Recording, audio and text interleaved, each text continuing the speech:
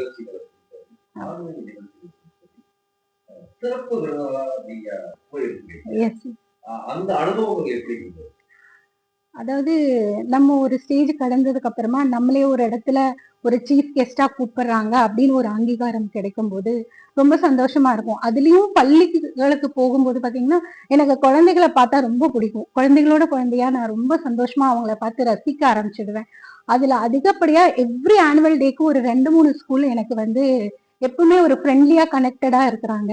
அவங்க every year annual டேக்கு என்னை கூப்பிட்டுருவாங்க. So அங்க போய் அந்த குழந்தைகளுக்கு உண்டான அவங்களுக்கு ஒரு ஸ்பீச் கொடுக்கறது எனக்கு ரொம்ப சந்தோஷமா இருக்கும். அண்ட் ஆல்சோ ஆன்மீகம் அப்படின்னு பாத்தீங்கன்னா அதுவும் என்னுடைய லைஃப்ல சின்னதுலேருந்தே ஒரு தேடல்னு சொல்லலாம். அது எனக்கு ரொம்ப பிடிச்ச விஷயமும் கூட ஆன்மீகம் அப்படிங்கிறது. ஸோ அதுலயும் பாத்தீங்கன்னா எனக்கு கனெக்டடா இருக்கவங்களுக்கு அங்க சீஃப் கெஸ்டா போறது, அங்க வந்து அந்த ஸ்பிரிச்சுவலா நான் வந்து அந்த விஷயங்கள் பேசுறது. சோ இப்படி என்னால அந்த ஜாலியா ஒரு பக்கமும் இருக்க முடியும், ஆன்மீகமா இப்படிதான் அப்படிங்கிறதும் என்னால ஃபாலோ பண்ண முடியும். சோ எல்லாமே ஒரு கம்பைண்டா வந்தது அப்படின்னா அது இறைவனுடைய அருள் அப்படின்னு தான் சொல்லணும். ஒரு துறையில ஒருத்தர் வந்து சாதிக்கக்கூடிய வாய்ப்பு இருக்கு. நீங்க கிட்டத்தட்ட 4 துறைகளிலும் சாதித்திருக்கிறீங்க. இது எப்படி சாத்தியம்? கண்டிப்பா இதை நான் இறையருள்னு தான் சொல்லணும்.